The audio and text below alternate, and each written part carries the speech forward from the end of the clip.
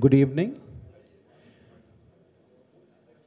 His Excellency Shri M. Hamid Ansari, Vice President of the Republic of India, Srimati Salma Ansari, Shri Samarlal Jat, Minister of State for Water Resources of India, Honorable Members of the Indian Parliament, distinguished colleagues, and dear friends.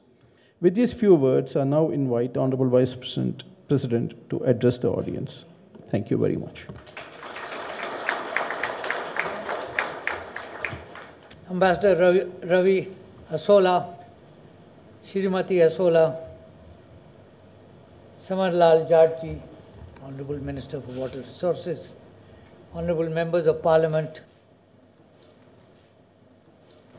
My wife and I are delighted to be here because in a sense this country and the name of this country has been in our consciousness for a very long time. It was the product of circumstances rather than anything that these people had done themselves. There was an international commission which was established. It was chaired by India. So the point is that we have engaged with them for a very, very long time.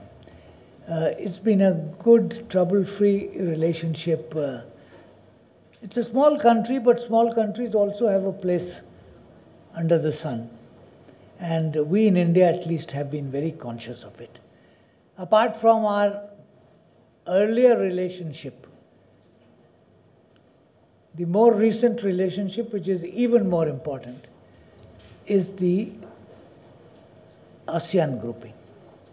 We regard the ASEAN grouping and in fact the whole of Southeast Asia as an area in our immediate neighborhood where, as the Prime Minister put it recently, look, East policy is not sufficient, it has to be an Act East policy. And as part of that endeavor, we are actively, consciously building our linkages, political linkages, economic linkages, trade linkages, above all, retaining and reviving cultural linkages which go back a very long time. So all in all, the purpose of this visit, the ambassador tells me, and I have no reason to disbelieve him, first time that a visit at the level of Vice President is taking place, but there have been other high-level visits. Let nobody get that impression that this has been an area of official amnesia. No.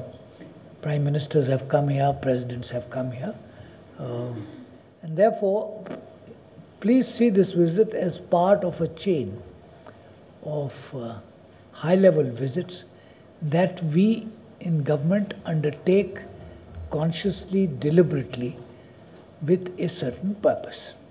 Now you may well ask what could be the purpose of this visit.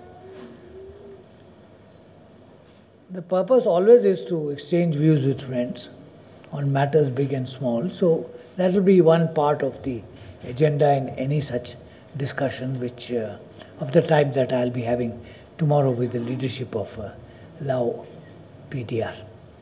But beyond that, what we are looking at specifically is how can we enhance areas of cooperation in the world of today and tomorrow. What are the Indian capacities which can be brought into play, and what are the areas where India can benefit from them, from an active relationship with them. An obvious area to be mentioned is that we've got over the economic constraints that we had in the 80s and the 90s and even till a few years back. The Indian economy is doing well. The Indian private sector, assisted by a great deal of liberalization in government policies, is now outward looking. And they are looking at the whole world. They are not only buying up landmark automobile organizations in the United Kingdom or elsewhere, but you go Indians, and some time back, 2 years back, my wife and I went to Peru. And my first question was, what is it that we are going to do in Peru apart from seeing what the Humboldt current does to the ocean? And I was told, no, there is a good deal of Indian investment in the mining sector in Peru. And the same is true of other parts of South America, which is furthest away from our visualization. There are mining interests in Chile, there are strong commercial interests building up in other South American countries. So all over the world, whether it is Southeast Asia, whether it is Central Asia, whether it is the Russian Federation, or Western Europe, West Asia particularly, Africa.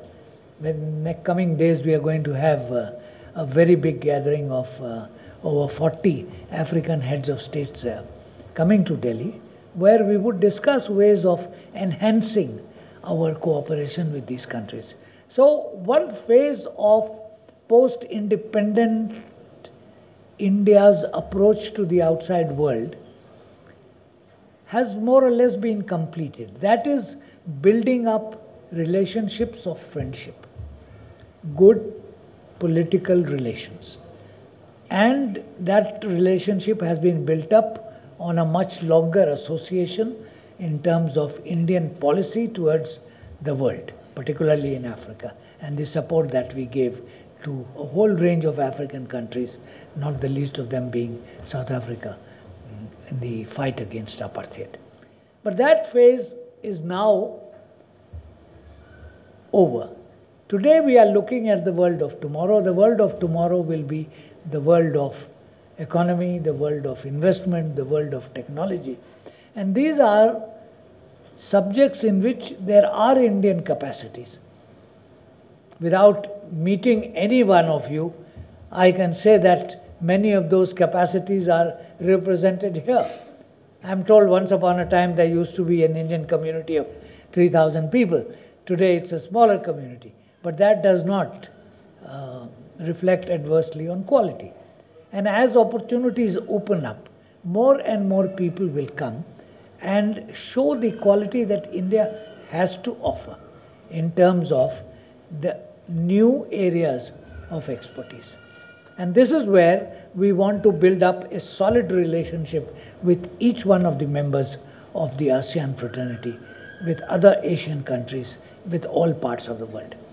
So I hope that your effort would be such, and I am very confident that it would be such, that it would be supportive of the larger national objective of linking India's interests, India's requirements, India's capabilities with the rest of the world in a positive manner, not in a negative manner.